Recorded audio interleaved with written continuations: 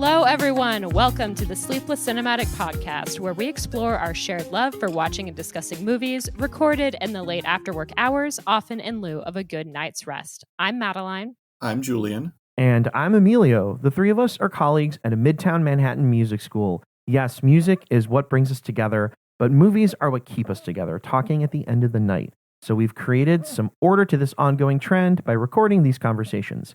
Considering an overarching theme, we cycle through 5 unique guidelines for engagement. In addition to our themed cycle episodes that we release every 2 weeks, we also record one-off bonus episodes as we see fit. And we've seen fit this week to record one of these bonus episodes to talk about a recent theatrical release, the second installment and second half of a story that captivated fans of musical theater for decades before recently making its way to movie theaters.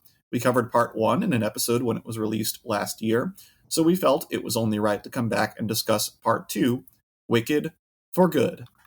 And to dig into all things Wicked for Good, we're running back our slate of guests from last year's conversation about part 1. In just a moment, we'll be joined by our dear friends from both the podcasting world and the actual world, EmKay and Tara, the ladies from Down the Yellow Brick Pod. On top of talking Wicked Part 1, we've had a couple of other great conversations with them. You can check this episode's description for links to those episodes. And we'll be joined a little later in this episode by Courtney Iventosch, a performer with years of experience in the casts of Wicked the Musical, both on Broadway and on the Second National Tour. It's always a treat having her on, so please stick around for that. And before we invite these fun and knowledgeable friends of the podcast on, let's go around and share a little bit ourselves. So, guys, what are our first impressions of Wicked for Good? Wicked for Good is good. Maybe with a few reservations, but I generally enjoyed it. It's often said that the second half of the stage show is a little inferior to the first half, but not without its great qualities. I'd say something pretty similar about this new movie. Yeah, I think that it was always going to be a struggle when it was announced that this film, when it was announced that this musical was going to be split into 2 parts. I think people had the most questions about part 2 because Act 2 is generally seen as like inferior. Seems like maybe the wrong word, but not as strong, not as fun. It doesn't have a defying gravity necessarily. Like No Good Deed is also a banger, but it doesn't have like the same kind of energy as Act 1. And I think there was a lot of opportunity to flesh out Act 2 in part 2 in Wicked for Good. And I think that there was varying success to that. Overall, I had a really fun time. I went in, you guys know I have a lot of nostalgia for this musical, and I was pretty confident that was going to carry me through this film. And I think it did. I had a really good time spending more time with these characters. I think Julian and I saw it together with a couple other friends, and I think we were in a theater that was reacting pretty positively. People behind me were like, "This is my favorite song."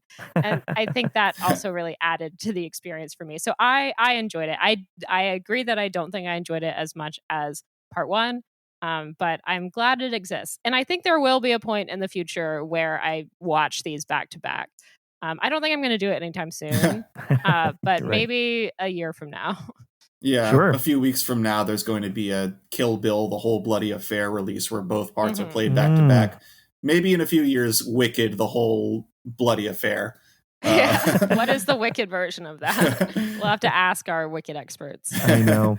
I would venture a guess to say that they might even do that even sooner than a couple years. Oh, yeah. There is a bit of a looking back retrospective air to the Kill Bill pairing, I think, that's happening shortly. Yeah.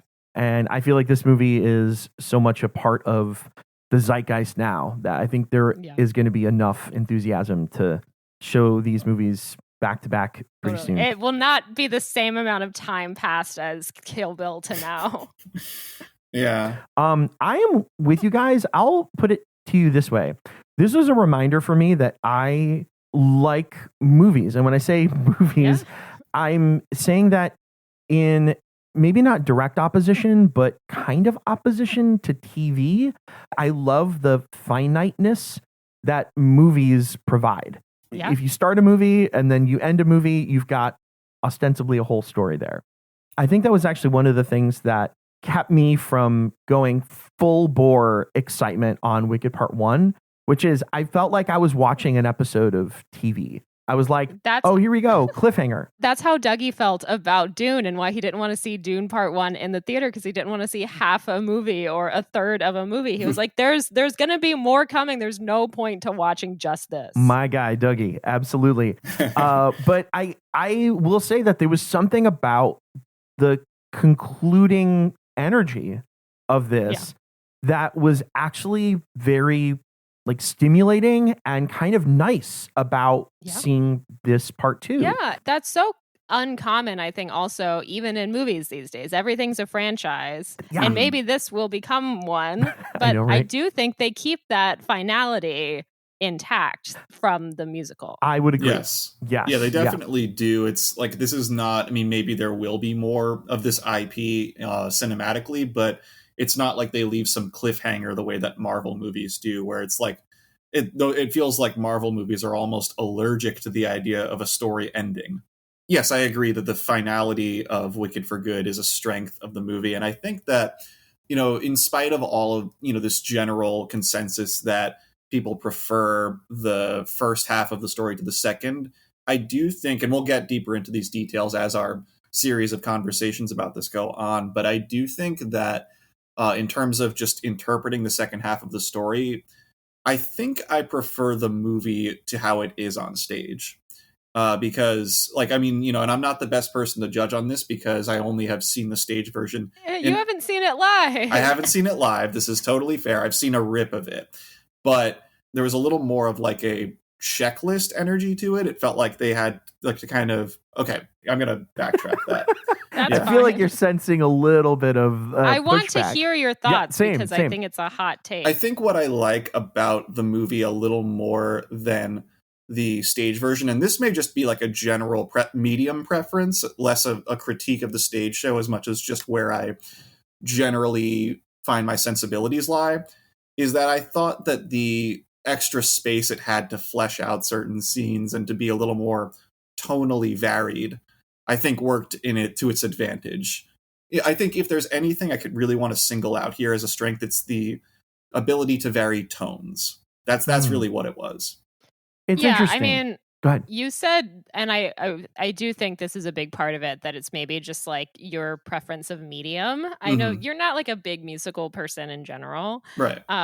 And I think that when you're seeing a show like this live, so much of it is like the spectacle of being there and seeing these live performances, and there are monkeys flying over you. Like it's hard to deny, I think, when you're actually in the space of the live performance. I definitely see all of your points about being able to flesh things out and give things more space in a way that doesn't work as well on stage, because we talked a little bit about this in our part 1 episode. I think it's like in film, you can like linger, you can use the camera to your advantage. And if you're doing that on stage, then people are just kind of standing still.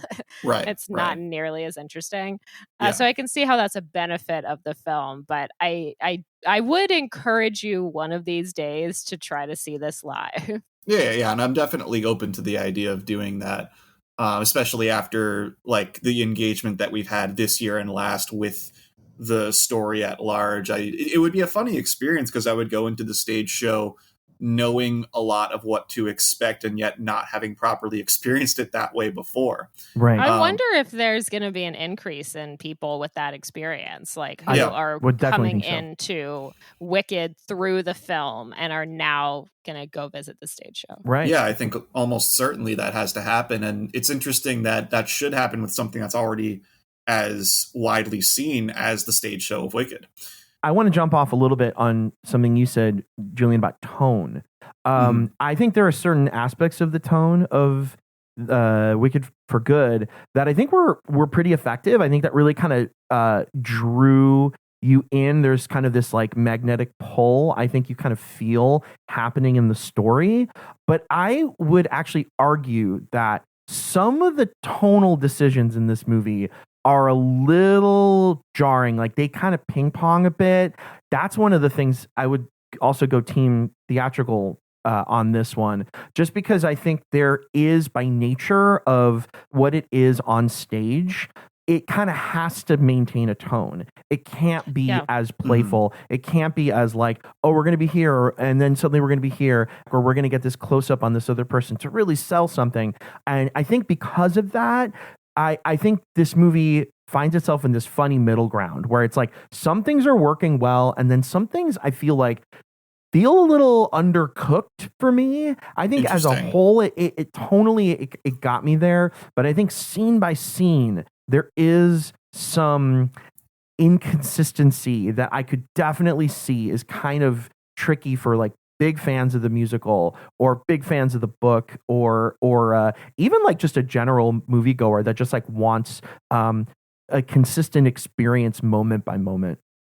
Mm-hmm. Okay, yeah, I could see that. Like the ability to be ponderous sometimes is maybe used a little more than feels right for the story. Yeah, and that like sometimes I feel like in the hands of somebody like John M. Chu, who he's just a very skilled filmmaker. I think he's really good at getting all of these things. And I would argue that at times his skill level, like he's kind of trying to bring everything to every moment in this movie. And so as a result, you're getting these kind of moments that I would say the tonal shifts took me out of this movie as like a broader, bigger kind of holistic experience. Interesting. Yeah, I can see why that would be. For me, I thought the part of the movie that I found a little iffy in terms of jumping around in tone was the first around 20 minutes of it.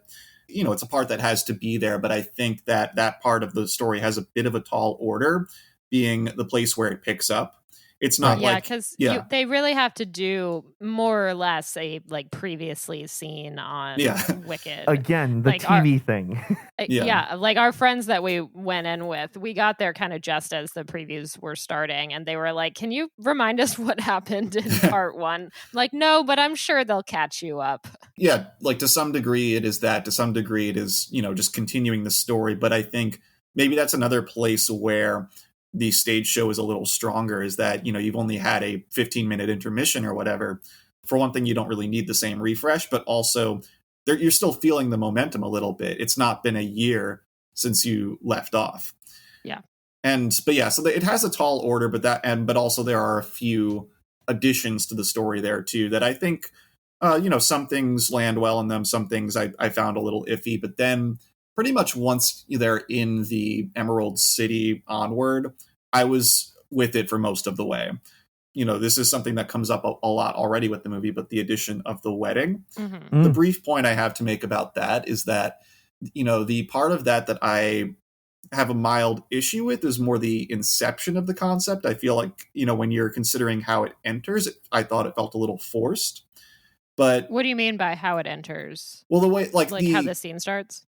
Well, more how like the placement of it in the story, the way like the fact that Glinda and Fiyero are engaged, and it just feels like it's kind of sprung upon you. I felt like it was just wasn't sprung on him as well. I'd say the stringing is very intentional in the story itself because it's just a wedding for political motive. Right. He's a kind of a pawn. Like, true. He feels it. Yeah, exactly. Yeah. So I think this is intentional. Okay, fair. But yeah, I often land on the other side of this debate when it comes up.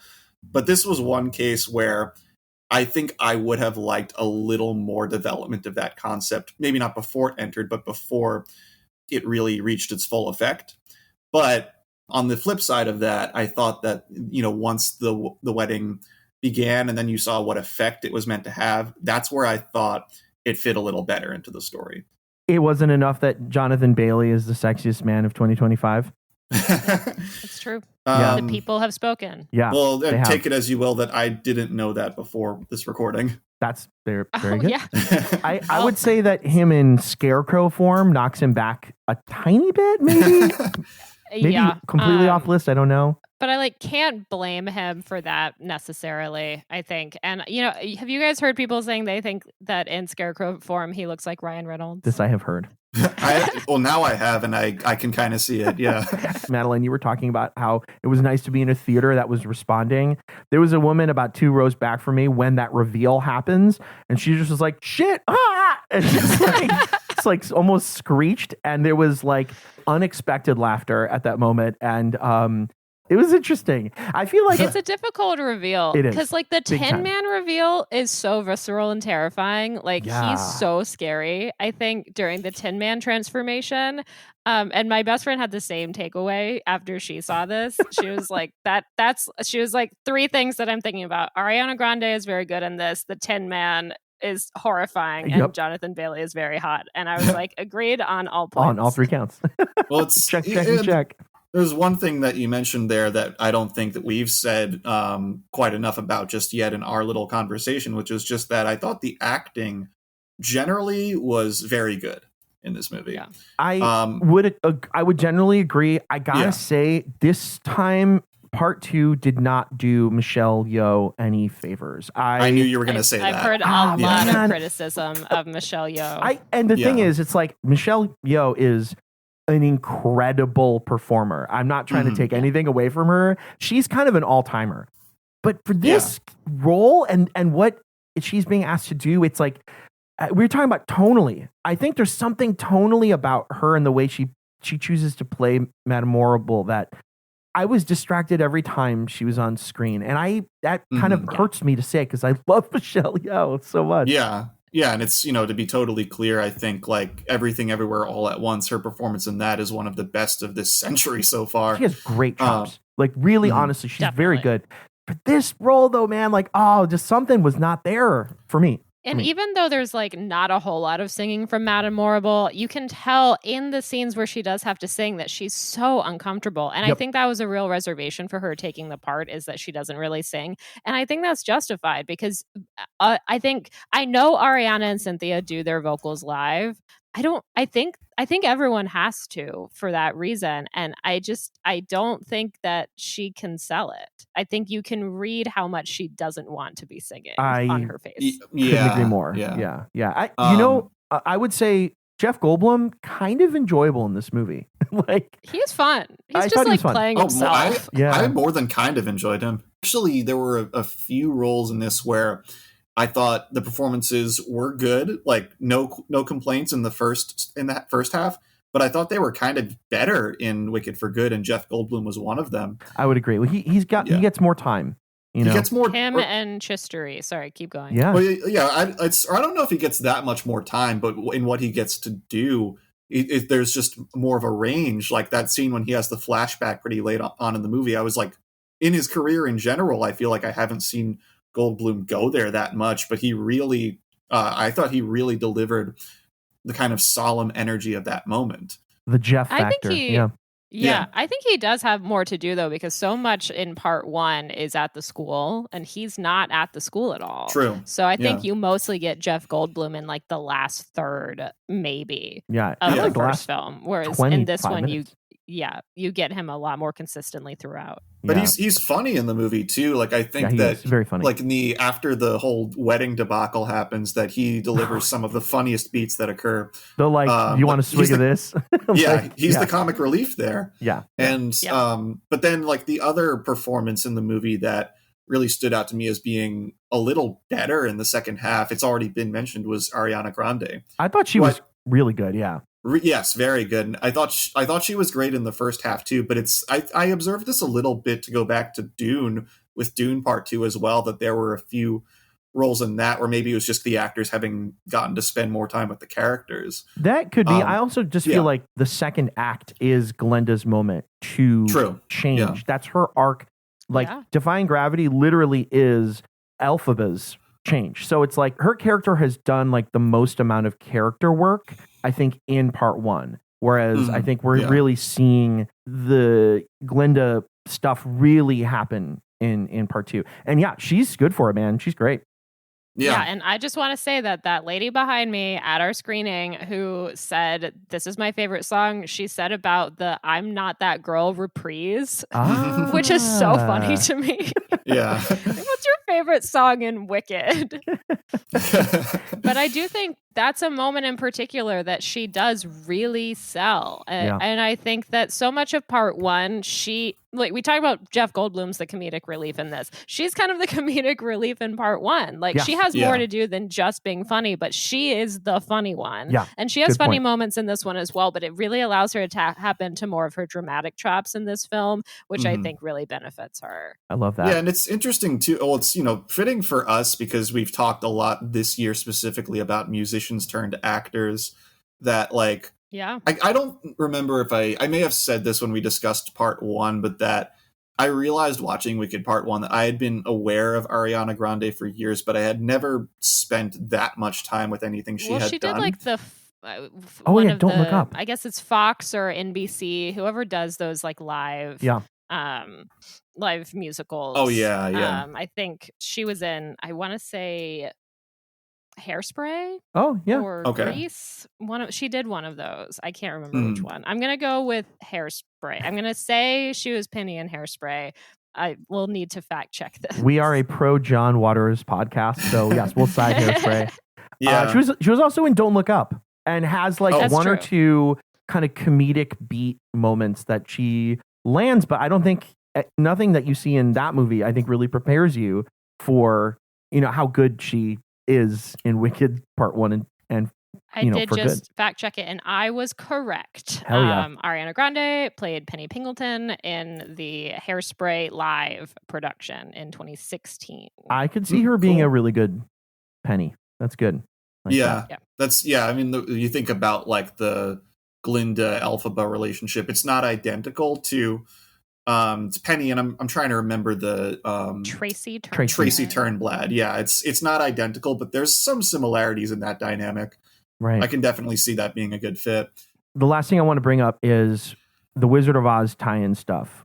This is where the movie kind of lost me a little bit. I'm going to say that it's an impossible task, what this movie is trying to do, and calling back and like kind of visually re-representing so much of what happens in like the core text. Some decisions, it's so hard for me to watch something like that and not just get pulled out of the movie. I know that's really something that you're just completely allergic to. Yes, this kind of connection. Oh man, and I don't know when that's going to change. I don't know what's going to be the thing that like it doesn't opens my heart. To. Yeah. Okay. Yeah. Maybe this is just me. This is who I am. This is a reasonable take, I think. And those slippers, like, okay, wait, they're not ruby slippers. I know at some point they turn red, but yeah, I mean, I thought that in the musical, I'd have to go see the musical again, but I thought that when Elphaba does the spell on Nessa and turns the shoes red, I thought they stayed red. I thought they stayed red too. So and then in this, they don't stay red. It was very confusing. Big time. And I don't know if I was trying to figure out if that was like just John M. Chu being like, no, guess what, guys, this one's going to be different.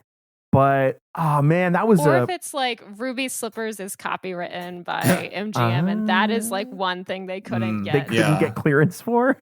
That is a good observation. Yeah, I actually think I have heard that the slippers are not red in the original Wizard of Oz. We would have to ask EmKay and Tara about that. I think so. Be able to tell us. Yeah. Well, I go back and forth on the references to the Wizard of Oz in Wicked for Good because. I mean, it's a kind of fan service that, like it or not, it kind of needs to be there. I mean, yes. Yeah, in order to effectively establish a few beats of this story. I thought it's funny because, like, there were a few moments where, it being there, was good for the story, but there were a few moments where it was like, I wondered if developing those scenes a little more might have helped Wicked for Good. But by contrast, there were a few moments where I also thought, does this need to be there? So I think this goes back to something we were talking about earlier, which is I think that when you make the transition from something on screen to something happening on stage, there, for me personally, as someone taking in what I see, there's a little bit more latitude in how something moves in translation. And I feel like going from screen to screen is just really tough. It's so hard. And that's for me. Personally, I would understand if other people felt differently, but and that's why I think something like that works better on stage. I follow you. I think in that it's like not as jarring in the theatrical version, right? Yeah. Okay. Yeah. And maybe that has to do a little more with like some of what we were saying earlier about how there are just different expectations with, tone and pacing that you have in a theatrical with the experience. Mediums. Yeah, I get that. I go back and forth on the inclusion of those references, but just to say it's not all starkly one way. There's a spectrum there. Cool. Yeah. Any last final thoughts we want to say about how we felt about Wicked for Good? I think I am for good. Yeah, I think that's a good time to segue into our conversations. Yes. Awesome. And today we are joined by a pair of artists who have made it a life's goal to dissect and explore every nook and cranny of the wonderful world of Oz. Literally all things Oz, the books, the films, related films, stage adaptations, behind-the-scene players, revivals. That's just scratching the surface. Their podcast, Down the Yellow Brick Pod, is the preeminent place to go to find deep dives, discussions, interviews, and lively banter about this special story and the many forms its influence has taken on its culture. And they are at the forefront of a lot of the buzz and hullabaloo for Wicked for Good. And so they are the first people that we thought to speak to at this moment in time. And we talked to them last year for part 1. It was a great conversation. I feel like we got a lot of knowledge and background ourselves, Sleepless Cinematic co-hosts. So we're back for part 2 on this one. Please welcome back our friends, EmKay Schrader and Tara Tagliaferro. Welcome. Thank you, guys. That was amazing. We're so Thanks happy. For having us. us. Beautiful. Glad to have you back. Lively banter. I love it. Lively banter It's sums true. us up. You guys are great lively banterers. So, Thank you. That's the it highest must be said. Compliment ever. Or is it banterer or banterist? Banteristas. Banteristas. Banterels. It's too early in the morning for me to give you a solid answer. Banteristas. Yeah, we're recording in the morning. We normally record a good at 12 hours minimum opposite late. from the time. I know we make you change your Still schedule for sleepless us. in a way. Just for you. Still sleepless. Yes. Still sleepless. Yeah. Coffee. Well, let's jump right in. Before we hit record, I think we got a slight peek into this, but what were your gut reactions coming out of your first time seeing Wicked for Good? We had 2 different first times, too, just to put that out there. We did. EmKay had an early screening, and I saw it at the premiere with EmKay. Right, EmKay, you Cool. said you saw it weeks ago. I was shocked at how early you got to see it. Yeah, it was kind of wild. So last year, Tara went to the LA premiere, and then I saw it for the first time with Tara on Amazon Prime Day. So this year we had kind of an opposite experience. I went to the original Broadway cast screening, and the current Broadway cast was there. But that was Cool. early November, I want to say. Yeah. That was a while ago. I think they did everything, though, even earlier last year. This was a little bit later. I think the screenings were starting in October, I want to say, and this was still top of November, correct? Yeah. I think it was this month. It's all a blur. It's all a blur. I don't know. So I went with I was the +1 of our really good friend, Tiffany Sutton from Follow the Yellow Brick Girl on Instagram. You may have seen her sobbing, hanging off of a balcony, was watching the film. She's gone viral. I was worried for her. I'm scared. So my gut reaction, I kind of just pretended I didn't see it for a couple weeks so that I didn't have to spoil anything. But my gut reaction was, I absolutely loved it. I had no qualms. I had maybe one little piece of criticism. And Tara, we chatted on Qualmarie.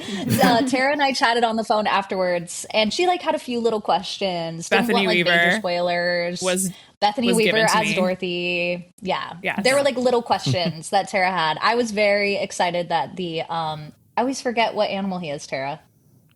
the sugar The flying glider. squirrel guy. The sugar glider. There was a sugar glider. I was like, Tara, the only thing I'll tell you is the sugar glider returns. That is a big deal. You said that, and then I came up with a theory that I was like, why would the sugar glider return? And then it started being a little bit justified in trailers because they started to show the sugar glider, which was so fun. That was fun for me.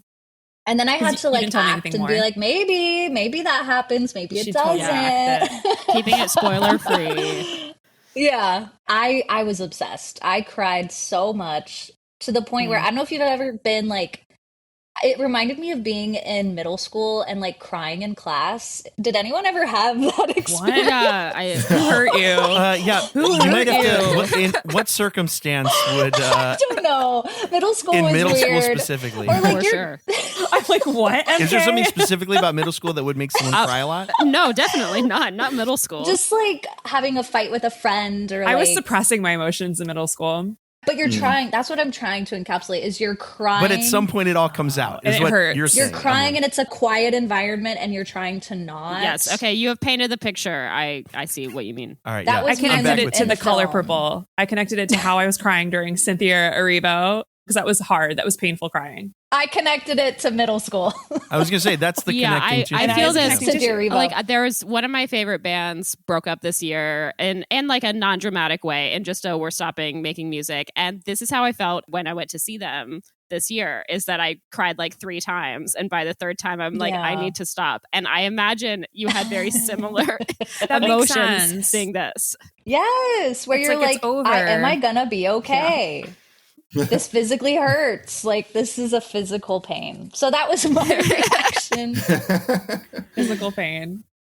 Tara, what was yours? I am a complex witch, okay, on all of Aren't we this. all? So I would say I was destroyed, of course, devastated, because Wicked for Good, the act 2 of the Wicked musical, is devastating. When you really think about it. I'm also a big Gregory Maguire book person, which is even more devastating.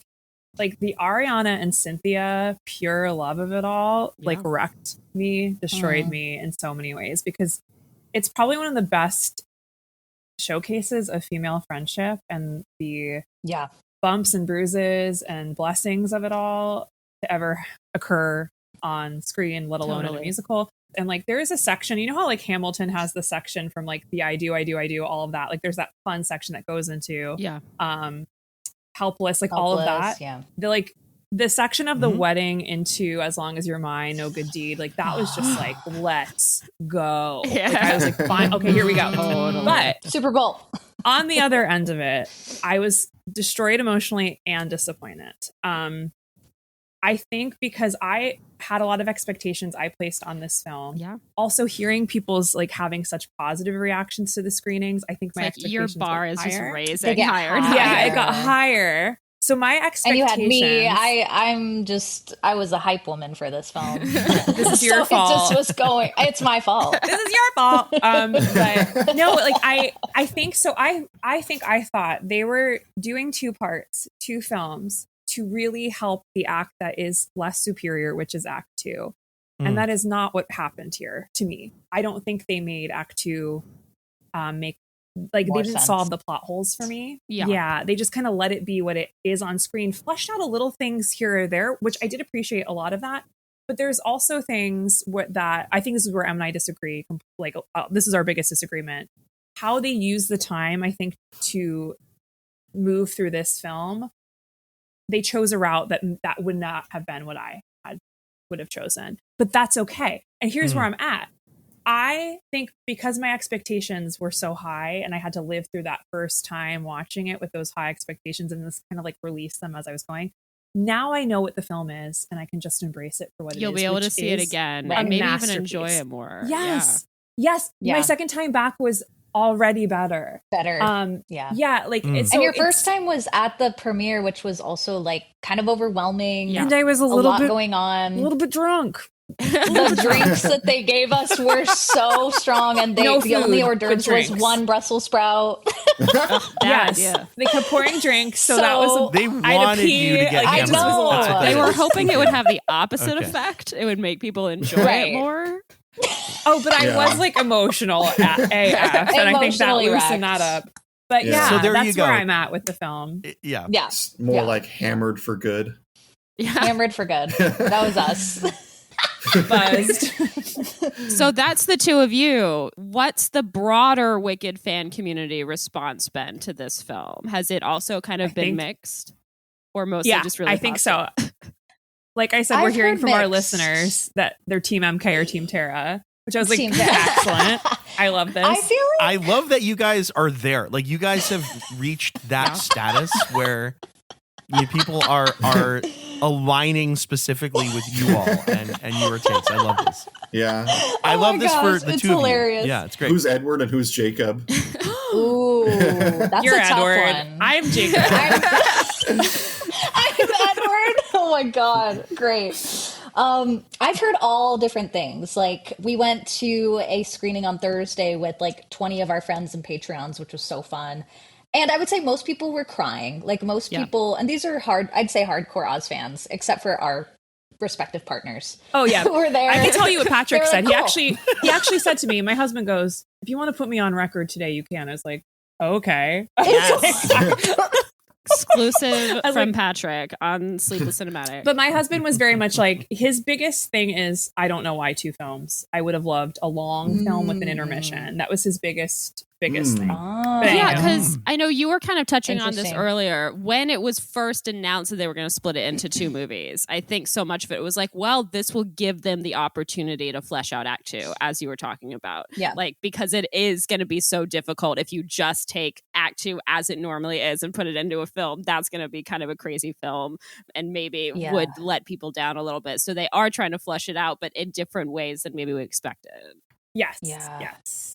That was Patrick's hot take. I feel like the most criticism and debate I've heard are over the 2 original songs, the 2 new songs. Not surprised to hear as well that. as maybe how they handled Wicked Witch of the East, like Marissa Bodie as Nessa Rose. That, like, any Some changes people love there, that. because I think everyone was really curious how that would happen.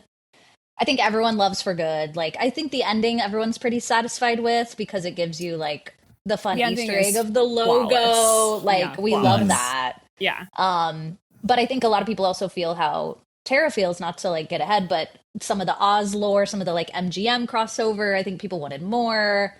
But then there's people like me who are like, you know. So I've heard all different things, but I do think the original songs are what people usually bring up first.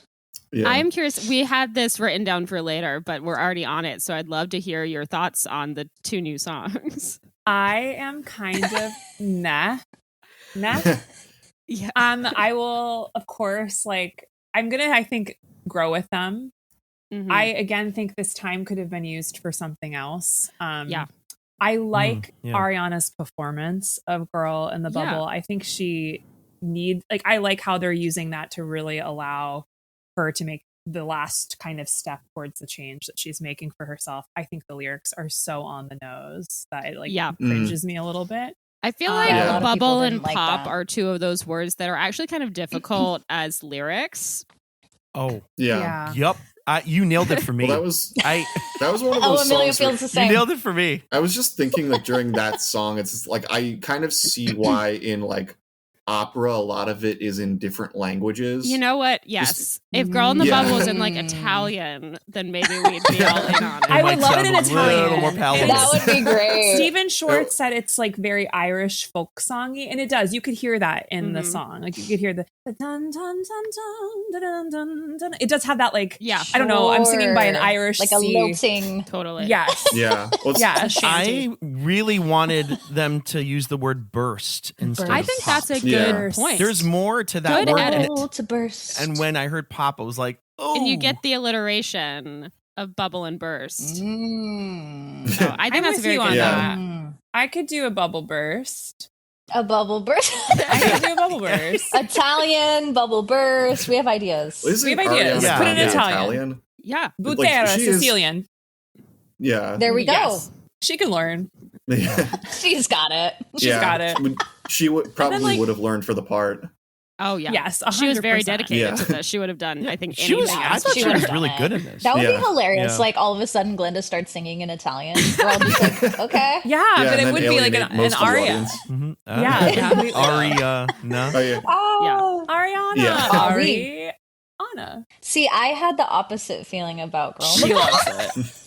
She wants her bubble to be popped. Let's talk about this, because to me, that was the most cinematic moment of this whole movie. Yeah, okay. The I like cinematography. that. But the song was like a little on the nose. Yes. But to me, I thought it was so inspired how they were using reflections. The mirrors. And going in and out of reflections. I thought that was really very cool. Yeah. Very cool. That was something that you would not be able to even remotely reflect, so to speak, on stage. Yeah. But very, very cool. Like I was a little torn. I was like, the song, it feels a little undercooked, but like visually, like I'm going up and down the staircase and in and out of the mirrors. I'm like the style of the song doesn't feel like the rest of Wicked to me. It is a little bit like Ari would sing this maybe in real life. Yeah. There's a little bit of like the Ari pop kind of vibe on it. I agree, pop, Emilio, like pop.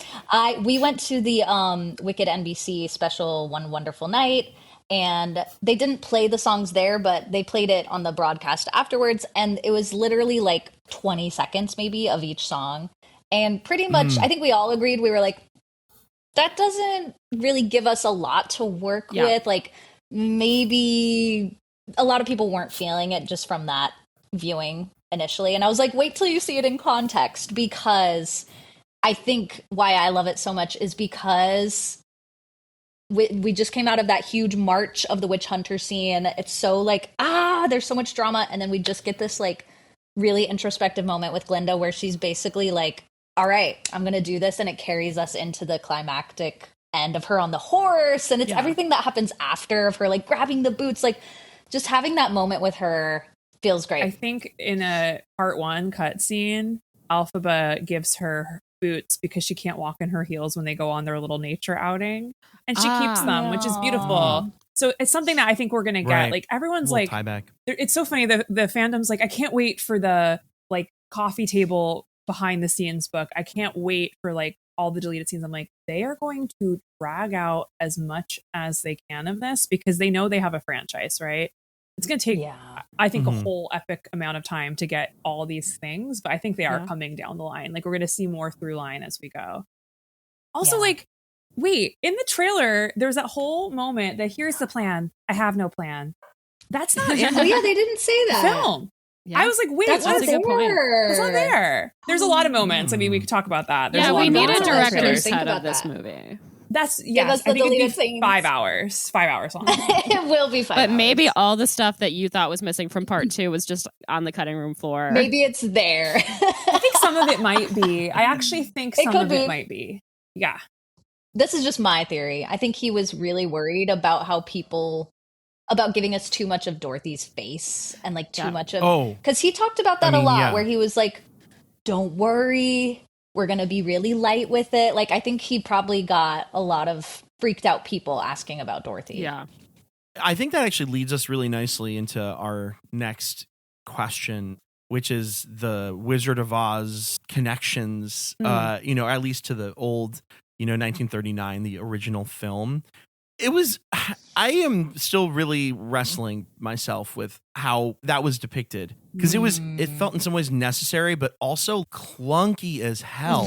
I agree. I'm with you on the clunky. Okay. And just rushed. Yeah, rushed. And also it was stuck in this really bad middle ground. Julian and Madeline know how much I dislike fan service as just my like husband a does thing. Too. He hates it. Yeah. Which there's a lot of that in this I film. already am not like super on board when people try to shoehorn in things just to sort of get That's that what it felt like, response. a shoehorn.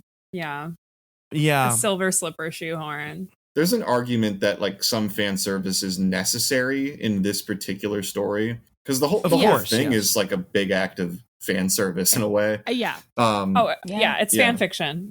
Yeah, but just a much more dignified form of elevated fan fiction. Yeah, elevated fan fiction. Much more dignified than many other forms of it, which is not to disparage the genre. But yeah, it was like I feel similarly about like the Wizard of Oz connections in this, in that like I even like watching the movie, I was kind of going back and forth in my head between thinking, okay, well, they had just the right amount of homage there versus like, would this just be a little stronger if that weren't there? Yeah, because you're also less familiar with the musical. So you and I saw it together with two of our friends. And afterwards, you were asking me a couple of questions. I think because, I'm a little more familiar with the musical, not to the point of Tara and EmKay, but more than you are. And so there were some things that you were like, oh, like, in the musical, does the Tin Man always kind of like lead the mob? And I'm like, yeah, you don't see this in The Wizard of Oz, but it is established in Wicked. Right. Yeah. I always joke this happens with the stage musical. It did not happen because he wasn't on a balcony for for the movie. But I mean, Jack Haley as the Tin Man sings, "Picture me a balcony," and then on Broadway you have him on a balcony screaming the March of the Witch Hunters, and I'm like, see, that's manifestation right there. He pictured me a balcony. He manifested. See, Linda's on the balcony. That kind of fan service I like. That's nice. To tie I don't even know if that's a Yeah, conscious one, to be honest with you. That's like just a funny thing. But when the fan service is less like, hey, look what we're doing here, and more like, if you know, you know. Exactly. I love if you know, you know. Yeah. Mm-hmm. Yeah. We're here for that. Like Madame Morrible being like, delicately. That's if you know, you know. Delicately. That is a Margaret Hamilton little flavor. See, I didn't catch that in the film, but as soon as you said it, I was like, okay, now I hear it. And then Glinda at the end being like, come out, wherever you are, come out. That's so cute. Come out, Yeah. come out. I mean, this is only arguably like fan service in that kind of way, but one of my favorite moments of the Ariana Grande performance this time was in that kind of. She's great, yeah, but kind of in the middle when Glinda and Elphaba have basically their fight. The only moment where they're truly having a fight in the movie. Such a good scene. It's great, but then like that, I'm not going to try to do this right now, but like maybe you already know what I'm going to refer to, but the moment when Glinda mocks her wicked laugh. Yeah. I would love to hear you do it. It's too early in the morning. You're not warm-ups. I'm not ready. Yeah. Yeah. I don't even know if that's something that you would like rehearse for the moment, right? either, Like, Julian. Oh yeah, it's going to be a little bit like to make a call back to something that happened on our podcast once when I sprang that Joker impression on you both. Oh yes, yeah. Shout out to our episode of Heathers. Yeah, that was something I knew. So like good. You can't rehearse this. This just needs to be in the moment. It has to come out of you. Exactly. Yeah. And I think so much of their performances were like extended improvs, like from what John is saying. I know that's the what door moment. Even the I love yous at the end. Yeah, the I love yous. That wrecks me. That wrecks me too. But to comment on what we were saying, like with the MGM, I was actually thinking, and Tara, you were bringing this up, of like, it would have been really cool because, Bach, Tin Man, and Fiyero, Scarecrow, they know each other. Yeah. Like, they know each other from school. It would have like been something cool with that. To be like, even just a look of them like in the Wizard's throne room being like, we're here. Right. How did we isn't get this here? Weird? Like, yeah. Or like, I don't think Bach will recognize him. I actually feel that. Like, but I do believe that Fiyero would recognize Bach. Fiyero would recognize Bach. Is his brain really gone? Like, I don't know what we're playing with. I don't know. Like, there's so many question marks that have been left open. But yeah. I will also say I would have loved like Gregory Maguire's Elphaba and Dorothy relationship. Like, Elphaba sees herself in Dorothy. And I would have loved for Dorothy to have been in on this or something. Like, also the fact that she is still underneath them and for good still kills me. That she's just listening to those two queens sing Little Dorothy. There was someone made a status and it literally this made me cackle. They were like, okay, I want to give you some history. So friend of Dorothy, that term comes from Dorothy Gale because she quietly listened to two queer lesbians profess their loves to each other and she did not out them. So I was like, that is an ally. That is an ally right there. Yeah. Allyship. Thank you, Dorothy. That is the best takeaway I have heard from this film. I kept thinking though, like, if that scene, if they were going for more realism there would just be like a constant banging on that cellar door the whole time. Right. Just like, oh, so you're going to sing now. Okay. They go outside, so they kind of leave. Like, they're not directly above her like they are on Broadway. So they do scoot it to the side away from her. They took a step away. But yeah, I just would have loved like, why does Dorothy even come? Like, why is a young girl in this house? Like, how did Morrible do this? Like, there's just like no explanation on any of it. True. Like, was it intentional? Was it unintentional? I would have just loved them to have made a firm choice. But again, like, this kind of honors Gregory, which is like, leave a million questions open. Let people have their own. Doesn't answer anything. Theories interesting. On, like, why. So that's kind of in keeping with Gregory Maguire's general approach to this story and putting it together. Yeah. Like, open-endedness is good. Open-endedness is allowing all these fans to, feel more invested because that's where I think they landed. Mm-hmm. That's what I think was like in a discussion, like in a whole vision board when they're working this out. They probably got scared to like take a firm stance on some things, or not scared. Like it just didn't probably feel right to do that. That's my thought. Because it's like, if they make a stance in this film, is it canon now? Like, how much do people have to accept it? And is that like a responsibility that this film wanted? Yeah. Right. Well, speaking of that, I mean, we've talked about some of these things already, but were there other general thoughts that you had about the liberties that this half of the story takes, in particular with the wedding? I love the wedding. I remember we got a shot of that. Oh yeah, really early on. That shot was like in the first ever trailer. In a trailer, and we were like, "Is the wedding gonna happen? Is this a dream sequence?" Like, before we get into the wedding, just to close one little loop, with like the whole MGM working in this world, and it did that. Do we feel like it worked? Like, I think I'm a yes and no on that for sure. But I also think the ending, like Fiyero, like communicating with her, we don't really understand how that works either in the film. Like that letter he sends her, and also the fact, why can't Glinda know? I'm still like, why can't she know? That's what I think. Why can't she know? She could know. She could hold a secret. Ariana was asked in an interview this question too. I think Evan Ross-Kath asked her this, and she kind of answered a non-answer to me. So I was like, what? I was more confused by her answer to that kind of a question. Like, why can't Glinda know? And she just is like, basically like, she can't. She just can't. She just can't. Sorry, so there's things like that too, it's like, oh, what is like, why? And like, why? Alphaba literally says, I'm going to fight the wizard till I die. And then all of a sudden she's like, okay, I'm done. Like, it really does happen like that. You know what I mean? Morrible too. Morrible's like, I like this fierce weather casting witch. And then she's like, oh, Glinda, don't hurt me. It's like, wait, what? Yeah. Could you try to fight her? Yeah. It just feels you have like powers. The flip was really quick too. Like, she really is the more powerful of the two when it comes to magic and she made that whole tornado actually happen. Absolutely. And she kind of gives up at the end.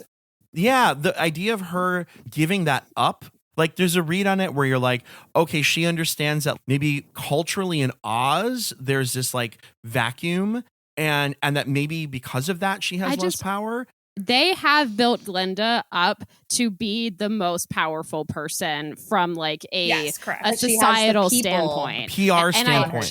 Not just PR. I think that having the support of the people is really powerful, and I think that she has 20 million Instagram followers. I just watched. I think Morrible knows that going up against Glinda would automatically make her out to be a villain because Morrible doesn't have the people on her side. I think as much as Glinda does, which is an interesting theme of the movie of like, Glinda doesn't really technically have the magical power yet, but she has the influence and the pull of the people. So like, what's more powerful? Yeah. She got that wand. Yeah. She has that bubble. That's going to that bubble. You know what? I think I just would have loved, like, I think in general, from Nessa Rose, from Madame Marble, from even Alphaba, more rage, just like unbridled rage. And I would have loved to see an R rating. The scary. I wanted Nessa to go scarier. I think she gave it. Nessa. I also just think Nessa is one of the hardest characters in this whole. She's a hard thing. character. Yeah. Like, you're not going to like her. She's not likable. But I think more of us are Nessas than we like to admit. More of us feel like we don't. We want to fit in a world that like really values people with skills and gifts, and we don't know how to be that person. Like, we're trying to be the number one.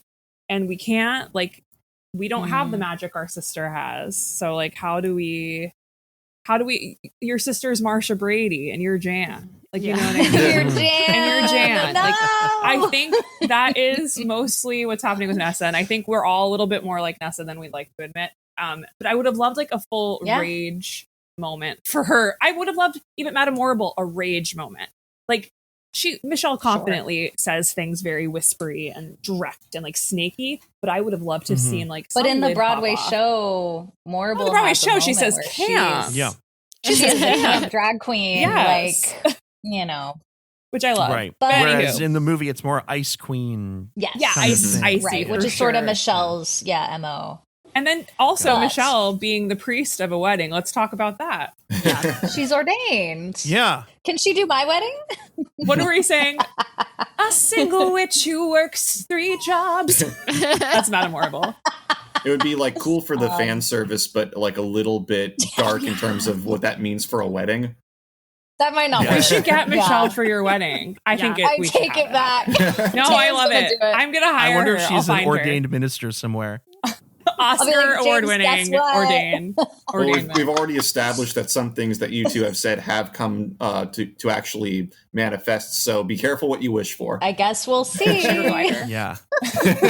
But speaking of weddings, I Yes. love the addition of the wedding. Me too. I mean, John M. Chu knows how to direct a wedding scene. The gold butterflies. Yes. The butterflies. Yeah, I mean, as soon as we heard about the wedding, I was like, how do you top the entrance in Crazy Rich Asians? Like the wedding processional. He These did are- it.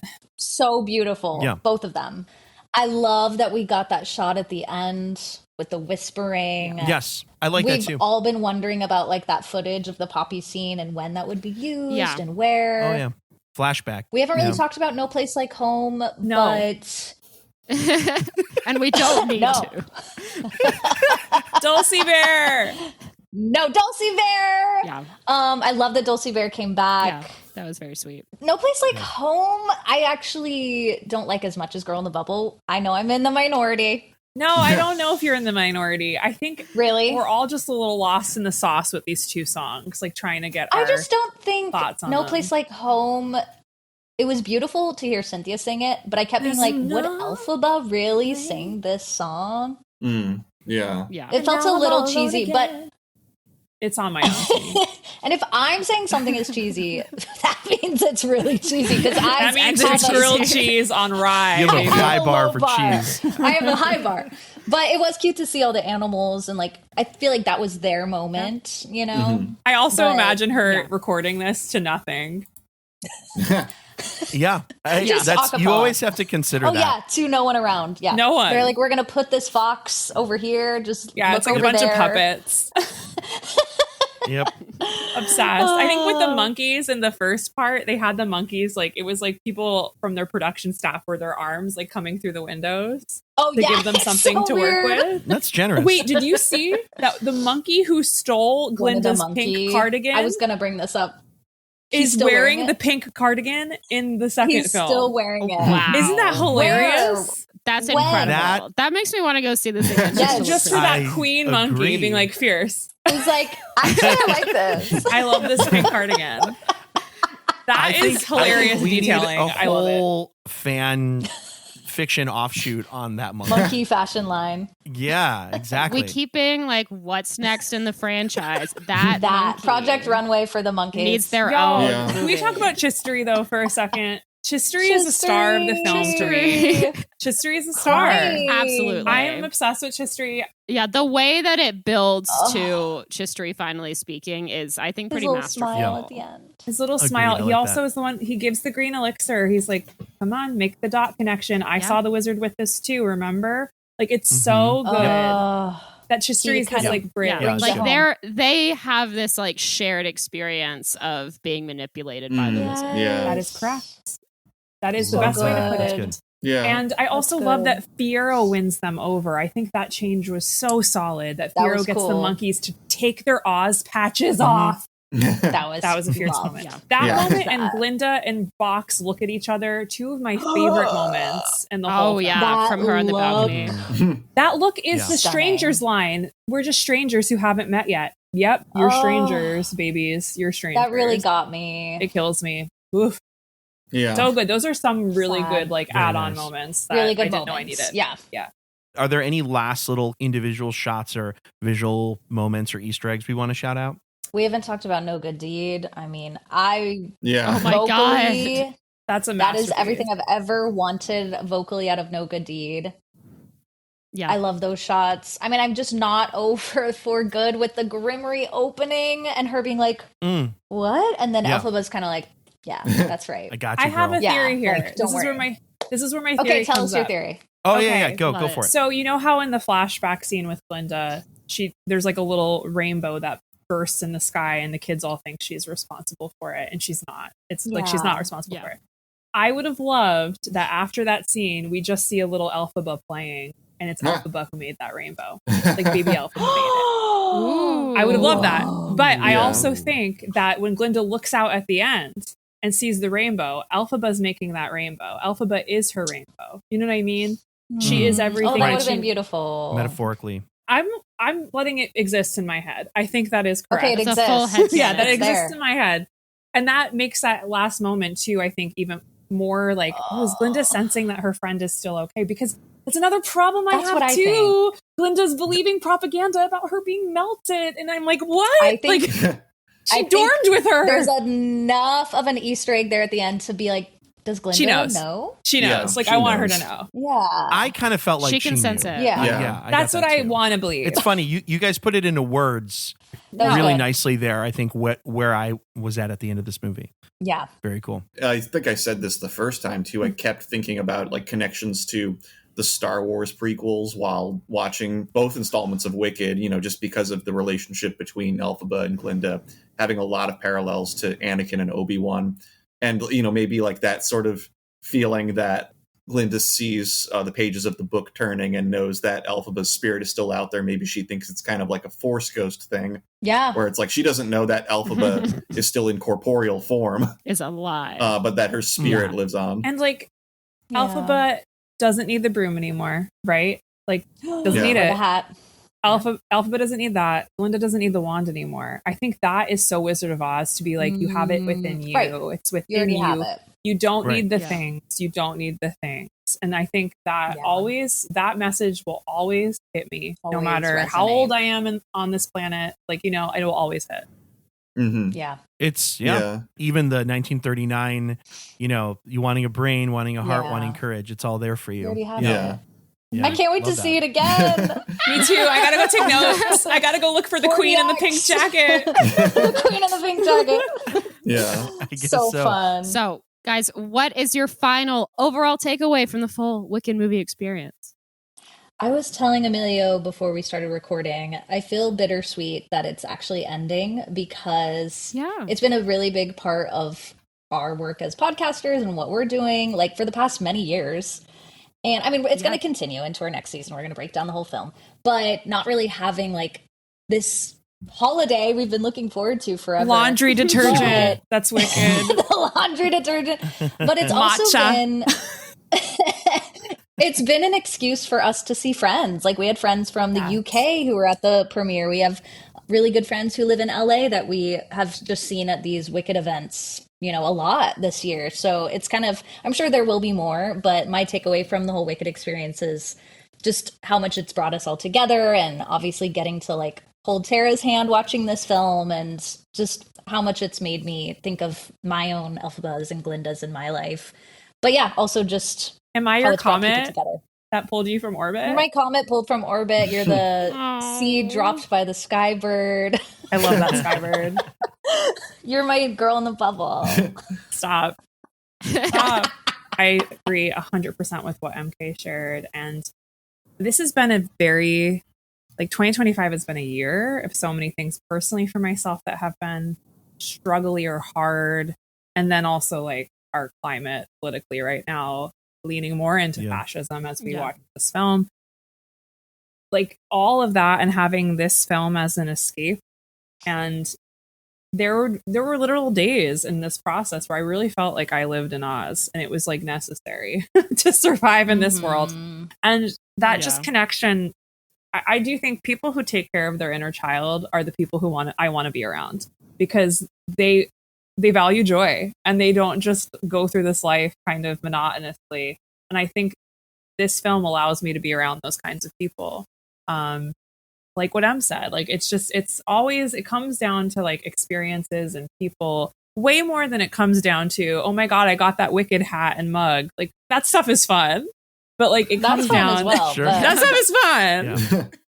That laundry detergent smells good, but it really actually does smell good. It does. Tara uses it. I use it and I smell great. I'll be sad when it's discontinued. But yeah, that's, I think that's my overall takeaway of just I think I used to cringe sometimes at certain like adults embracing fandoms, and now I'm like, I am that adult. We get it. Yeah, it's like, how do you survive?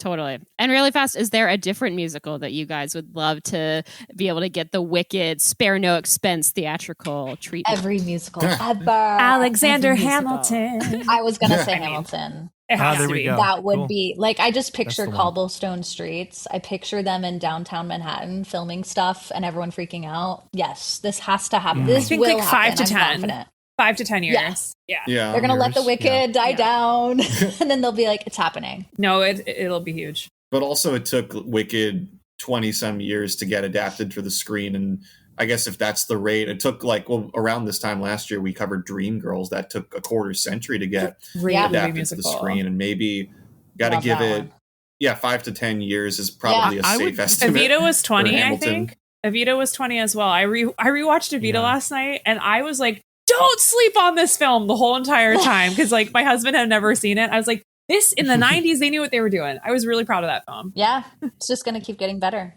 Yeah. The songs in Evita are like pretty incredible. Bangers. Bangers. But I feel like Lin-Manuel Miranda is so connected to Hamilton that whenever that guy is like, okay, I don't know if I'm going to age out of this or something, I'm sure that his timeline is going to impact a theatrical timeline for that in a way that I don't know if like True. I feel like even if that's a film that was like getting the treatment tomorrow, I almost feel like he would not choose to reprise his own role. I think he'd be like heavily involved, but I think it's possible, that he would put the role onto somebody he'll be else. the wizard we'll see you now in there. He'd be like the owner of a pub. Like, here's your beer. That's kind of like how in The Heights, also directed by John M. Chu, that he appears as the with Christopher Jackson. It's perfect. That is my favorite moment of the film.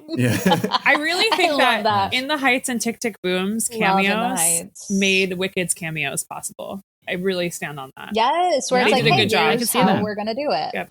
Tastefully done. Yeah. Interesting. I mean, like maybe to wrap all this up, do you think if this Hamilton screen adaptation happens, do you think John M. Chu will direct it? I for sure think he'll be a contender. I don't know where his life is going. He probably wants to take a big break. Joseph is on the docket. I hope he takes a vacation. Oh yeah. Like he flies Virgin. Britney Spears is next. Like he's going to be the most in-demand musical director. I'm also excited. He's the one. I want to know who his like assistant directors are because I'm sure they're going to start. You know how like NFL coaches or like WNBA coaches, they all are like assistants for a while and then they all of a sudden take a team. Right. Yeah. I'm excited to see who his people are that are going to start taking their own films. I will love anything he does. And I love what you shared on our story yesterday, Tara, of him. I think it was him emailing his team being like in 2019 or something like, what's going on with Wicked? Should we ask? And he's like, here I am today. Like he had posted that. Being like, that's so cool. You never know what's going to happen. Just ask. So, thank you both so much for sharing a clock tick of your time today. Good job. That was excellent. This was really, really cool. I can't wait to hear y'all's thoughts. Yeah, we will be listening. We'll worry. make some time to do it. Thanks for having us back. Yes, big fans. we adore you all. Of course. Thanks for being here. Always. Thank you all very much. This is really great.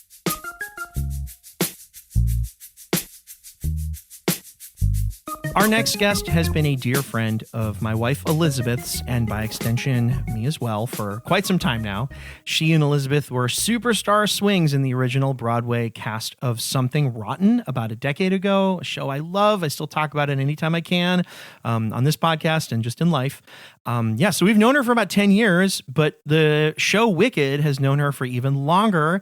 She's put her swing brain to work on Wicked's second national tour, and after her time in Something Rotten, she went back to Wicked for a lengthy stint as an ensemble member and a Nessa Rose understudy 8 times a week on Broadway, doing the thing. And she still brings a wealth of Wicked-related perspective when she goes out with the show. I know that you still do that at times, which is very cool. Her friendship, even from afar, has meant so much to Elizabeth and myself and our son, too, for many years now. So it is always a treat when we can welcome back Courtney Iventosch to the Sleepless Cinematic Podcast. Thank you so much. Thank you, Emilio. It's a delight to be back. I'm so happy that I can chat with you all again. Yeah, we're so excited. Lovely to have you back. Yeah, this is fun. We're like round 2ing it, you know? Yes, round 2. I love it. Yes, yeah. So now, we're having this discussion a week out from the release of Wicked for Good. So coming out of that experience, Courtney, what was your just raw, knee-jerk gut reaction to the whole thing? Yeah. I've only seen it once so far. I think I really enjoyed it. I liked it. I thought it was great. And we'll get into this more, I'm sure. My initial reaction is that I didn't like it as well as the first. And that doesn't really surprise me because I also think that Act 1 of the musical, the show, is stronger than Act 2. So I'm not really surprised by that, but that's my initial reaction. I actually remember when we spoke last time, you said you were like, I had a good time with this one. I'm a little bit tepid on what I think part 2 might be like. So you brought a little bit of that cautious optimism, I guess, to this. Yes. Yeah, I had a little bit of trepidation. I was like, well, we'll see. I think overall, there was some stunning, the cinematography is amazing, I think. Yeah, definitely. The 2 witches sound fantastic. There are so many wonderful things about it. And I think like some of the new choices were interesting, but I think it didn't leave me wowed like the first one did. I was very pleasantly surprised by the first movie. I thought it was so well done. And maybe that's just because I find Act 1 to be more interesting. Mm-hmm. It might just be that parallel. I didn't dislike it at all. In fact, I really enjoyed it, but it didn't quite live up to the same standard of the first one, in my thoughts. Yeah, I think we've been hearing some of that. We've been hearing different opinions. That is the one that I think I've heard more often so far. Okay. Yeah. What I've kind of sensed is like, yes, there's that prevailing feeling that the first half is stronger than the second. Although, tell me if you guys agree. I feel like the second movie, it's not necessarily that the quibbles are identical to the second half of the stage show. Whether it be the additions to part 2 or just some other aspects of how it's rendered to film. It's like the criticisms are not maybe exactly what I expected them to be. Yeah, that's kind of an interesting point too. It's I've been curious what other people have thought, so I've been doing some research just to see. Oh, I think people want to be really supportive of the entire endeavor. And and maybe are kind of balancing like their criticisms to say kind of what you said, like we still enjoyed the film. And we heard that also from Tara on Down the Yellow Brick Pod, where she's like, I still love this movie, but I do have these kind of quibbles with it. And I think there is that added caveat though of but we still support the film and we support the endeavor as a whole. Yeah. That's exactly how I feel too. Yeah. A lot of good faith critiques. Yeah. Yeah. What did you think of some of the liberties that this film takes in relation to the second act of the stage show? We talked a little bit about the wedding as an example of one of these, but were there any others? Anything that comes to mind, based on your pretty lengthy experience with the show? Absolutely. The wedding, I think, is a great example, as you pointed out, Emilio. I loved that the wedding and Glinda's, kind of walk down the aisle mirrored Elphaba's walk through the caged animals. I thought that was a brilliant way to do that. Mm-hmm. The juxtaposition of that happening at the same time. So I thought that was great. And I also thought the fact that there was a wedding was really cool because in the show, that whole part is a bit glossed over. Yeah. You've got these huge ball gowns and it's 30 seconds on stage, which we always joke about, I imagine at one point in the production, they were used for a longer period of time because a lot of money was spent on those costumes. I'm sure. So I loved that there was more of that because in my mind, it helped make Glinda's character a bit stronger because rather than just having kind of the engagement and it's sort of glossed over, she goes through this whole thing that's completely interrupted. And so there's more of a buildup, which I think, I can only imagine, helped Ariana Grande like make that character have a bit more depth to it. Yeah, because she's been through something really major, and she's been through a major heartbreak, and it's obviously any sort of broken engagement is going to be extremely difficult, but to have it like this chaos happen at your wedding to ultimately like the broken ceremony. Yeah, exactly. Yeah, so I thought it was brilliant. I love that they added that in, and similar to the first movie, I thought there really were some great story developments throughout this For Good movie that kind of just helped to bring a little more context to it, which of course, when you expand it, by almost 2, makes sense, right? You can add more. And I guess as I'm speaking, I'm realizing that it's a lot of my thoughts revolve around Glinda, because I think that her character was more developed than in the show kind of overall. And I love how at the end, Madame Morrible says something to the effect of, you are good. And I love how she says, actually, I'm not yet, but I'm getting there. To me, that was like, oh, yeah, okay, she's working on who she is as a person. She's taking Elphaba with her. I loved how they did that. So yeah, there were moments throughout that I was like, oh, I really like that. I like that. And those are kind of 2 of the main ones that are at the forefront for me. Yeah. Nice. Did you ever feel when you were performing that you would kind of fill in these details yourself when you were trying to get in character or trying to understand what was happening on stage? Did that ever happen to you? Yes, absolutely. And I think that it's such a cool thing because we kind of do, you're like, well, I guess this is how this connects. This is the bridge that is there.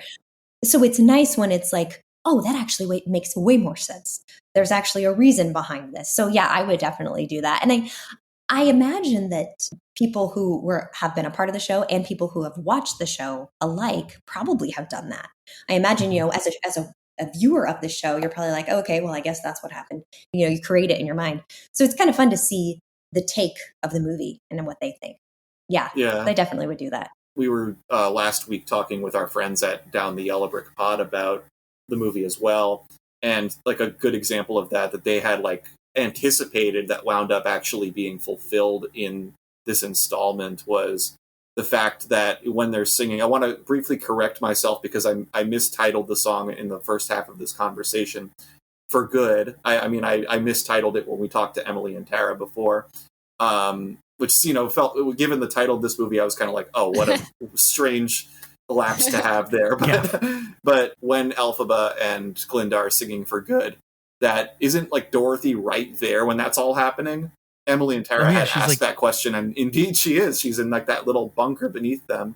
Yes, for sure. And that's another great point too. I love how they really expanded upon that whole Dorothy part of the story. Yeah, because when you're learning the show, when you're doing the show or watching it, it's like, okay, yes, I know Dorothy's under there, but Dorothy's not under there, right? It's it's a box that you open and there's a light or whatever. Yeah. So to actually see a person, I was like, oh, right. Yeah, that makes sense.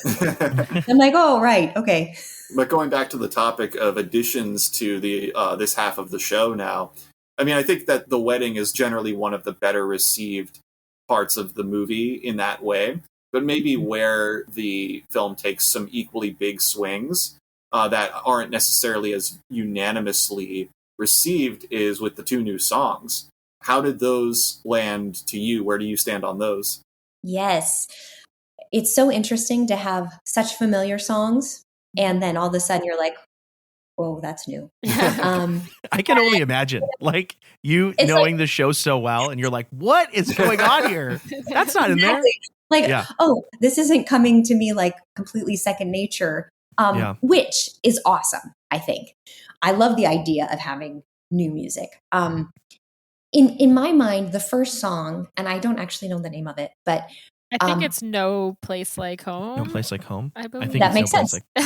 I love the connection to home. There's no place like home, and kind of the references back to the Wizard of Oz. And I thought that the song itself was really nice and pretty. To me, it felt a little bit, for lack of a better word, elementary. Yeah. Like it didn't quite fit with the rest of the score. Like it felt like something they were throwing in. Yes. And beautiful song on its own. It kind of also, in my mind, painted Elphaba as sort of a Disney princess. It reminded me of Cinderella. Yeah, interesting. And not that Elphaba shouldn't be a princess, but in my mind, she's more of a superhero. Yeah. So to me, it was kind of like, this is a departure. Like, I wouldn't be surprised if Glinda was singing that song. Yeah. Right. That's more in keeping with. Yeah. So it felt a little out of place to me. That said, lovely song. Nothing wrong with the song itself. Right. But I would agree with that. I feel like I was very curious going in with these two new songs with Stephen Schwartz, being the one to compose them. I was fairly optimistic, but I do think that stylistically they feel like kind of a departure from the rest of the score. And I think in particularly that one. So I agree with what you're saying. I'm glad to hear that you have similar thoughts. And it's interesting, especially because it is Stephen Schwartz, who's brilliant, obviously. And who knows, maybe like in another 20 years when we watch the movie and we've kept watching it, we'll be like, oh, yeah, I can see how it's now more integrated. And, we're just so used to what we know. So perhaps that will change. The second song, I sort of felt similarly in some ways. Again, I thought it was a beautiful song. And what I really loved about that song was I loved how they used the mirrors and kind of the cinematography. Yeah, that seems universal from everyone we've talked to. Yeah. Yeah, that was kind of my highlight of the film, like visually. Yeah. I thought it was really cool how that song split Witch Hunters. So you had Witch Hunters, and then they came back and they finished it. And I was like, oh, they did, which made me feel like, I'm like, okay, good, the song is finished. Right. And I thought like the purist in you was like, it's they did it. Yeah. They did it. Yeah. Yeah. And I love that they inserted this new song into it. Yep. Like, I don't know how often that's done. And so it was kind of like, oh, that's great. I loved that. I thought it was a cool concept. Yeah. So like the kind of play on the form was kind of nice to you. Yeah. Exactly. The form of it was kind of cool, which is not something that, I necessarily always pay attention to. And so I think it was kind of cool that this new song happened to intersect that song, the Witch Hunters, which I think it's called the March of the Witch Hunters. But yeah. And I thought that the whole, because again, you could expand upon it. And so there was just so much more going on. For sure. And then talking about, you're mentioning the mirror shots and how much that stuck out to you. Are there any other like visual moments from the film that really jumped out to you, or any details that may have jumped out to you in the film from being so familiar with it? Yes, I love the mirror one. Yeah. And I also loved, there's this stunning like landscape behind her, waterfalls, and like it was so powerful. I thought that was just incredibly beautiful. And then another one that I loved was at the end, toward the end, when the girls sing For Good. I believe it's right after it. Elphaba shuts the door and you see the split screen between the two of them. Yeah. And that was so moving because they're both having this highly emotional moment apart from one another, but right near each other. Yeah, right? It's like they can feel each other's presence, but they're separated by this door. That moment to me was a visual highlight of the movie as well, being like kind of a perfect microcosm of much of the greater experience of the movie, where you get these dual experiences. And then, but ahead of that too, that there was some other like the standout visual moments. There's one, I forget if it's like right before or right after one of the other new songs, No Place Like Home, but there's a scene where Fiero's out in the woods appearing to be hunting for Elphaba, but then he's just like pointing his gun around and walks away, but then you realize she's in the tree right behind him. Yes. That was a moment I thought was similarly really great. Another great, moment with two characters. There's just more to what's going on there than at least more than what one of those characters knows, but there's another that's kind of got the dramatic irony going on too. Yeah. Right. Absolutely. I loved that moment. And it's so funny you say that, because when that scene was happening, I was kind of playing I Spy. I'm like, okay, where is she? I know she's here. So was I. And I think right before she moved, I found her. Yeah, you could just tell from how long the camera's lasting there that like she's somewhere, like literally in the woodwork there. Yes. Yeah. So clever.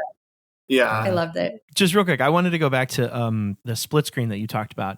For me personally, For Good landed really effectively. And I felt, that happens right as that song is over. And I felt like how much time they spent on the two of them just kind of collapsing into their feelings felt really appropriately cathartic. Like I felt the movie kind of needed that moment. And I thought that was a very smart choice of the movie to like be there for, I don't know how long it was. It felt like it was the better part of a minute. Totally. It didn't feel unearned. It felt like, they just poured their hearts out to each other. And it just, we need a little bit more time with that. Totally. I completely agree. I think that was well said. Yeah. Yeah, I feel like in general, it's not always if there's like some flaw going on, but at some of like the less universally acclaimed parts of the movies, if there's like something in the narrative that isn't quite adding up, it's often the case that there's a visual element that kind of makes up for it. One of the other aspects of the movie that I think, people are back and forth about is the presence of the original Wizard of Oz characters of Dorothy and then the Lion, the Tin Man, and the Scarecrow. I'm personally back and forth a little bit about it, but I think the one moment of their presence that I thought was like they nailed it was that shot of Dorothy when she's being abducted by the flying monkeys, where it's from her point of view. And you hear the screams. See the feet. You see the feet, yeah. That was the one moment where I was like, wow, that was brilliant. I agree. I thought that was brilliant too. Yeah. And it is an interesting concept that bringing them in. I think overall, I like that. I know that's not necessarily what we're focused on here today, but I think we're be curious to hear because it kind of it's part of the discourse of this movie. I think is like how well that is woven in. I agree entirely, and I think overall, I love that they were there. I love that it connected it, like it kind of made it the through line go all the way through for me. Yeah, and I am still a little back and forth about this too, Julian, on whether I liked it or not, or how I feel about it. I'm still not sure, but I liked that it was there. Yeah. That was meaningful to me, I think. Yeah. Especially because they are musical, each of those are referenced in some way. So I think it's kind of cool to see them kind of come through again at the end. Yeah, it's agreed. It's that they don't just like skip the challenge of engaging with those characters. They actually do make their best effort with it. Yes, exactly. Yeah, Courtney, was there anything that you were hoping to see in the film from the stage musical and the way that you've come to know it that didn't actually make the cut? I know they've expanded so much in the film, but I know there are a lot of other things that people like us would miss, but that it would be meaningful to you. Was there anything that sticks out? That's such an excellent question because I have been thinking about it, and as of now, I can't really pinpoint anything that I'm like, oh, I really wish that was there. Now, interestingly, if I speak with some friends or other community members, I'm sure I will get ideas and be like, oh, yeah, you're right. I forgot about that, But I really didn't feel like anything was missing so far in the first take. Yeah, first time through. Maybe I'll pose it to you this way. You brought up earlier about how you liked how there was added development in the characters. Was there any other type of development that you saw play out in the film that was maybe different than the kind of filling in of details that you yourself made to perform the show? Was there anything that jumped out to you like that? Yeah, definitely. That's a great way to put it and to ask it, Emilio. And I think that there were a couple things that I found interesting. One is the governor's mansion scene with Nessa Rose and Bach. I thought that one thing that made so much sense to me, having understudied it and gone on for Nessa Rose, there's a moment when Nessa says in the show, she says, I've asked you to call me Nessa Rose, remember. I think it's the first thing she says in that scene. And I've always been like, well, that's kind of interesting.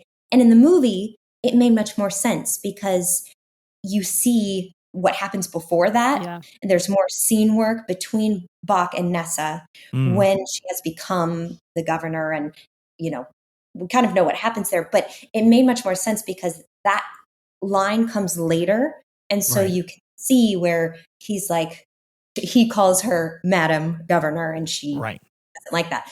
So that to me made a lot more sense, like from an acting perspective. I'm like, oh, okay. Because for me, honestly, I don't know that I'd ever really thought about it. I didn't know exactly what had happened before that moment. Right. So that was pretty cool. I was like, oh, that makes a lot more sense. Yeah, I was very curious cool. about your thoughts on Nessa Rose's scenes in particular. And I know there have been some minor adjustments in addition to the fleshing out. Like, I know in light of Marissa Bodie actually being in a wheelchair and being disabled, I think they recognize that, Nessa Rose's desire to walk is maybe like not, it's maybe something that should be updated from the original stage show. And it's a wording change that I think is pretty effective in the film.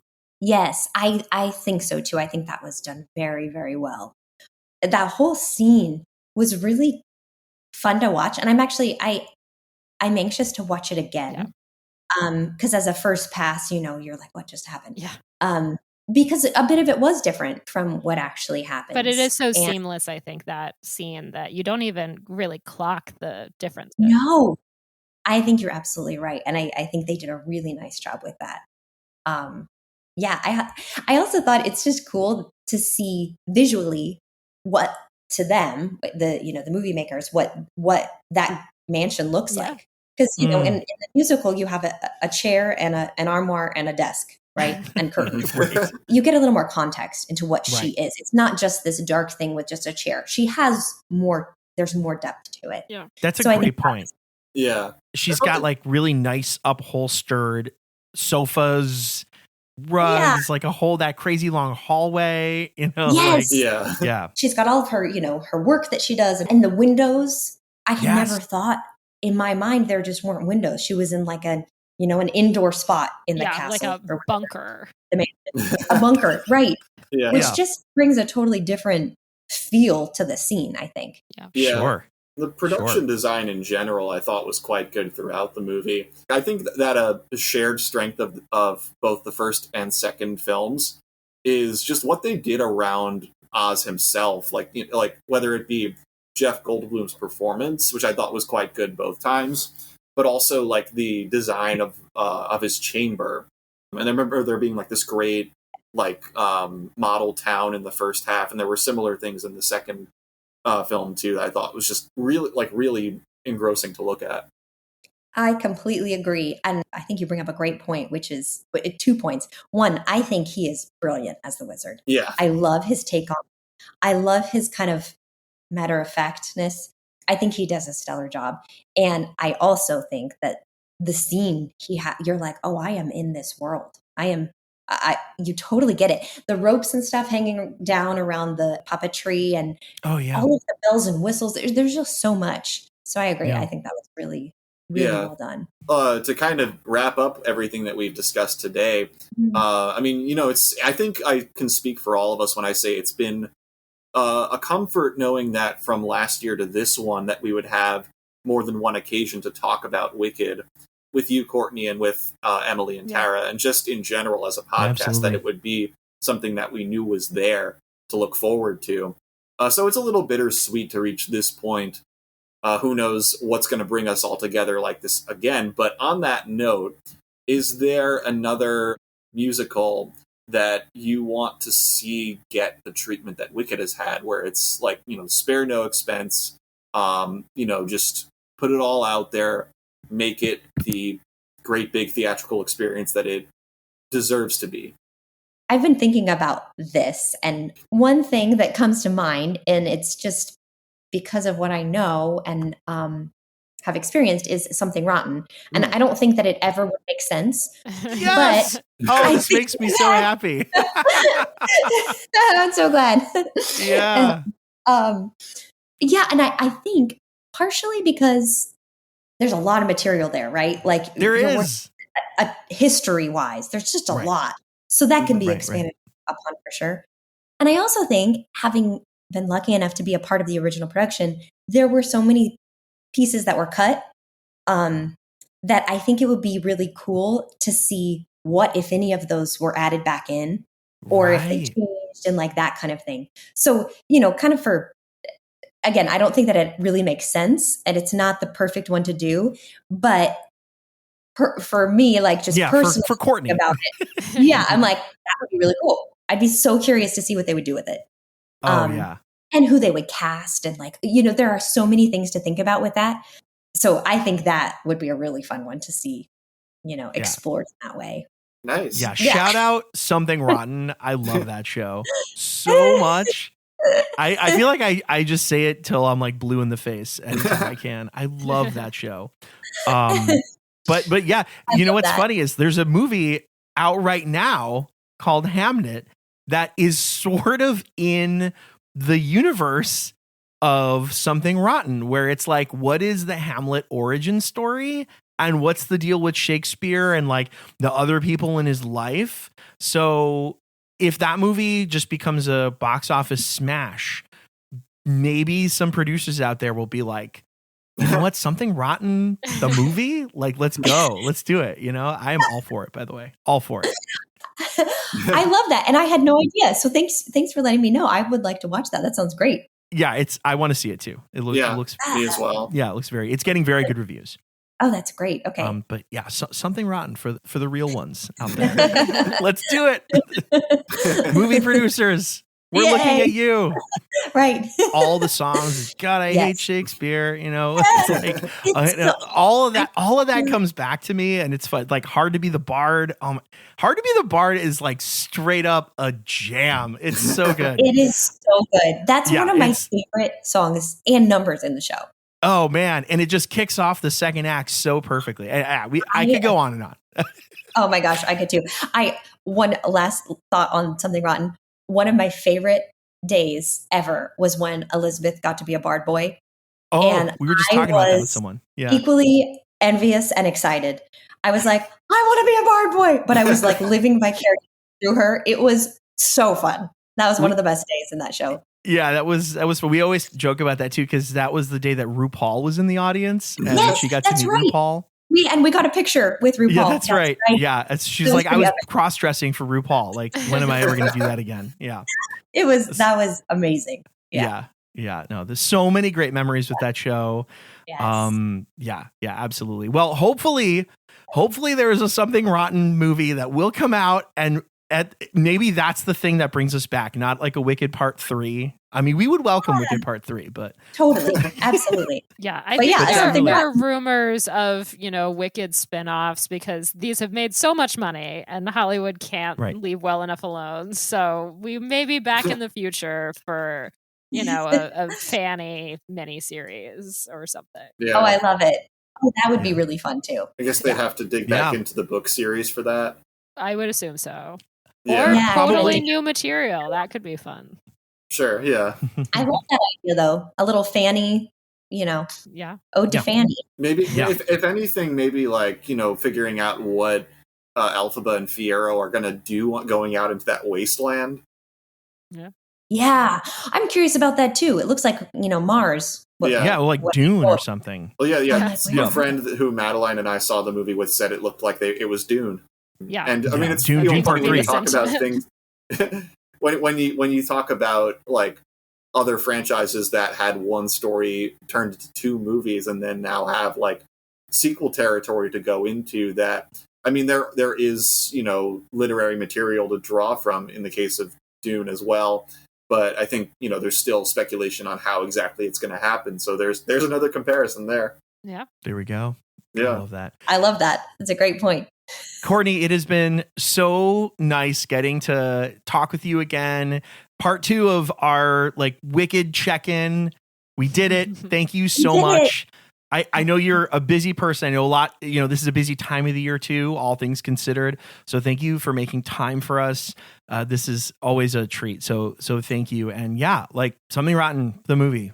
Like, let's go. Sing it from the hilltops. I love it. And thank you guys so much for having me back. It's been a joy. Of course. Same here. Yeah. Glad we could chat. Yes. Such a pleasure to have you back. Thank you. Thank you. We want to thank EmKay, Tara, and Courtney for sharing their time and their Wicked-based wisdom with us. Thank you again.